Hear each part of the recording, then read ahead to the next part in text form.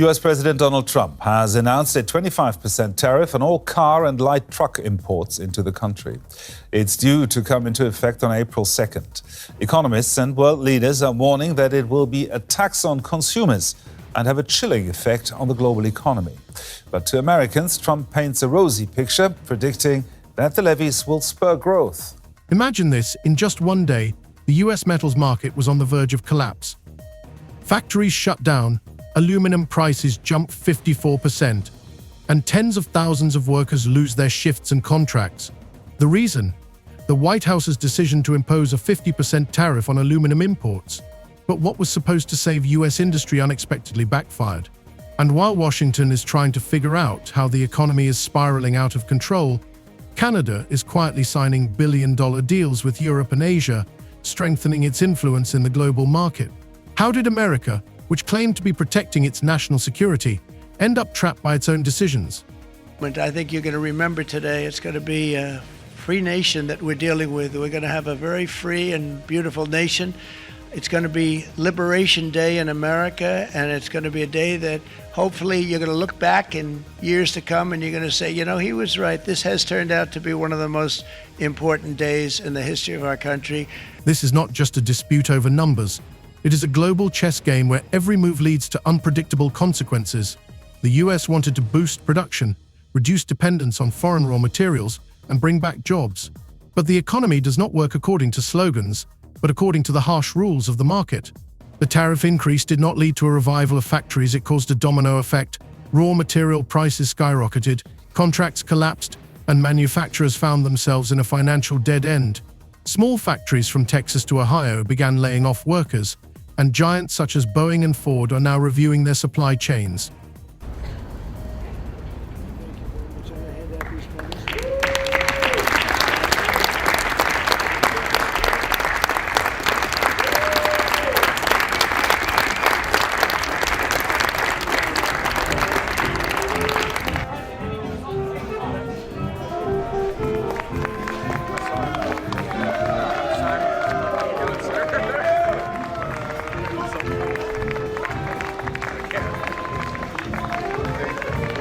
Meanwhile, in Canada, there is silence, confidence, and clear calculations.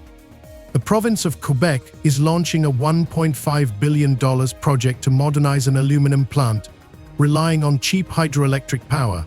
This energy not only reduces production costs, but also gives Canada an advantage amid tightening environmental standards in the EU and Asia. Where the US talks about national security, Canada offers stability, environmental friendliness, and competitiveness. There's been a lot of on and off, some inconsistency. There's no inconsistency. I'm not like a block that just, I won't delay. It's called flexibility. It's not called inconsistency. It's called flexibility. But that's just the tip of the iceberg. While Canadian exports are growing and provincial revenues are increasing, not only are prices for goods from cars to ordinary aluminum cans rising in the US, but tensions within society are also growing. People are losing their jobs, regions dependent on industry are shrinking, and social risks are mounting. After Trump imposed those sweeping 25% tariffs on aluminum and steel imports, the European Union retaliating with tariffs on up to $28 billion of U.S. goods. Trump making it clear this isn't over, vowing to respond in kind with sweeping retaliatory tariffs early next month. So is this just an economic misunderstanding? Or is it the beginning of a serious redistribution of power in the global metals market? Who really benefits from protectionism? And is it possible that Canada, without raising its voice, is simply and effectively rewriting the rules of the game? Watch this video to the end to understand why one political decision could cost a country billions of dollars, hundreds of thousands of jobs, and possibly its status as a global leader. July 10th, 2025, was supposed to be a turning point for American industry. After weeks of whiplash, Trump threatening tariffs, imposing some, and walking back others, many Americans are feeling the uncertainty. In Swisher, Iowa, distillery owner Jeff Quint says it's paralyzing. The bourbon industry is going to be collateral damage in this tariff war. I don't really think there's any way around that. And he's not alone. Tonight, the majority of Americans, 61%, now say they disapprove of how the president is handling tariffs. 56% say they disapprove of his handling of the economy overall. But the president has dismissed those concerns tonight, saying he has the right to change course. On that day, the White House officially announced the introduction of 50% tariffs on aluminum imports, assuring that this move would bring back jobs, protect national security, and kickstart a rebirth of the American manufacturing sector. But within hours of the announcement, things went off the rails. Aluminum prices in the Midwest, one of the key industrial clusters in the US, jumped from $860 to $1,325 per ton. That's a 54% increase in a single day. Panic gripped small manufacturers, logistics companies, and distributors. Some contracts were terminated on the same day. According to an independent union of machine building companies, more than 3,000 orders for aluminum products were frozen in less than 48 hours. This came as a shock to small and medium-sized businesses, which simply did not have time to adapt to the new raw material prices. And police in Italy are investigating possible arson after a fire destroyed more than a dozen Tesla vehicles. Elon Musk is calling the incident at a Rome dealership terrorism. This comes as Tesla has been the target of recent protests around the world. To understand the scale of the disaster, consider a simple example. A factory in Indiana that manufactures aluminum panels for residential buildings ordered 500 tons of metal in June at $860 per ton as part of its regular quarterly cycle. After the tariffs were announced, its supplier canceled the order, citing higher prices. Renegotiating the contract at the new rates cost the company $232,500 more. For a factory with a net profit of $180,000 per quarter, this was fatal. A week later, the owners announced the partial closure of the production line and the layoff of 27 workers. And this is not an isolated case. Analysts at the Boston Institute for Industrial Economics recorded more than 400 temporary production stoppages across the country in the first 2 weeks after the tariffs were introduced. Unemployment benefit queues grew, and suppliers to secondary industries, from transport companies to packers, began to report losses. That's a 10. That's a good one.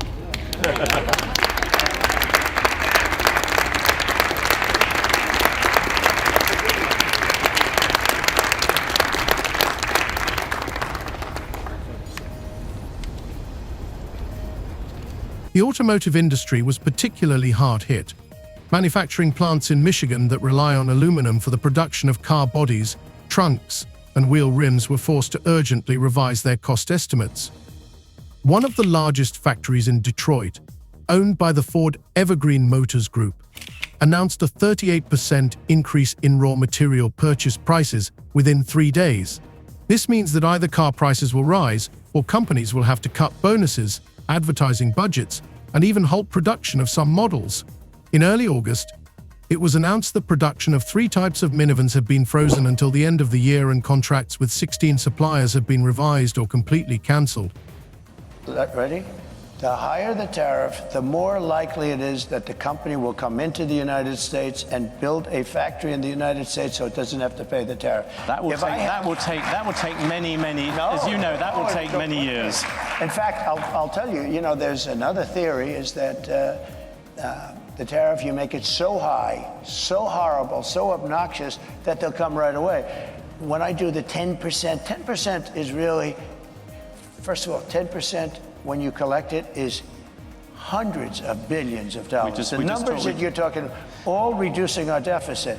But really, so there's 2 ways of looking at a tariff. You can do it as a money-making instrument, or you can do it as something to get the companies. Now, if you want the companies to come in. The tariff blow also affected the aerospace industry. Boeing and Northrop Grumman began discussions on reducing their annual production plans for aluminum components, and one of the assembly plants in Seattle took a step it had not taken since 2009. It suspended night shifts. This has not only hit employment, but also caused a wave of concern among local residents. Satellite towns and industrial areas have begun to see rising prices for housing, food, and services, while incomes have started to fall. Some municipalities in Pennsylvania reported an 8 to 11% drop in tax revenues in July. with Elon Musk's views and weighing into very much national politics, national elections in Europe. And then on top of that, when you see the backdrop of Tesla upgrading its product line and the impact of them trying to chase more sales at the back end of last year, that means it's short on inventory. It can't necessarily sell as many vehicles or doesn't have as many in stock to sell. So there is that issue there of a confluence of impacts, which means that sales have been falling. Again, the question is how much more that will impact into February as well, given that the back end of last year in 2024, Tesla sales did slip overall. But the problem is not just rising prices and losses. The new tariff policy has destroyed trust. Supply chains in the United States have been built over decades with an emphasis on stability and predictability. Now these principles are being called into question. Family businesses that have been operating for generations are particularly vulnerable. One such business in Illinois, an aluminum profile factory, was forced to suspend operations after 47 years of continuous service. Its owner, 62-year-old Ralph Hendricks, said in an interview that for the first time ever he could not guarantee that his workers would be paid next week. His words went viral on social media, becoming a symbol of the crisis. "I always believed that if you work hard, pay your taxes, and keep your business afloat, the government will support you. Now I feel like we're just pawns in this new game." We begin with the president's trade war escalating tonight. This evening, the retaliation against the United States, Canada, and the European Union responding quickly, just hours after President Trump's 25% tariff on all steel and aluminum coming into the United States. Canada, the largest supplier of steel to the U.S., slapping new tariffs on $20 billion worth of U.S. goods that are sold in Canada. And the 27 countries of the European Union imposing retaliatory tariffs on up to $28 billion worth of U.S. goods sold in Europe. And although officials continue to claim that the tariff policy was designed to protect American workers, those workers themselves have found themselves at the epicenter of the turmoil. In Wayne County, Michigan, the unemployment rate rose from 5.4% to 7.8% in just 3 weeks. Charity soup kitchens are reporting record increases in requests for hot meals, and social services agencies are reporting a shortage of funds to pay benefits. The situation is particularly acute for older workers. People aged 50 and older who lose their jobs find themselves virtually out of the market. Retraining in IT or finance is impossible, and new jobs involving physical labor are rare. Economists note that this demographic group could become a lost generation within industrial America. Meanwhile, less noticeable but no less alarming changes are taking place at the consumer level. According to online retailers, by the end of July, the price of some categories of household appliances had risen by an average of 6 to 9%. A can of cola rose in price by 12 cents. Tickets for domestic flights rose by 3.5%. People are starting to feel that something is wrong, and this is causing irritation that is growing slowly but surely. The hashtags, Aluminum Crisis and Made It Worse, are gaining popularity on social media, and the discussion of tariffs has gone beyond economic circles and become a topic of public talk shows. While the United States tried to keep its industry afloat with tough tariffs, Canada chose a completely different strategy, not loud or aggressive, but incredibly thoughtful and effective. Instead of retaliatory duties or loud political statements, the country focused on investment, infrastructure, and clean energy. The results were not long in coming. Within the first month after the introduction of U.S. tariffs on aluminum, Canada's exports to the European Union and Asia grew 5.7%. These are not just dry statistics, they are a signal to the whole world. If the US closes itself off, Canada is ready to open up.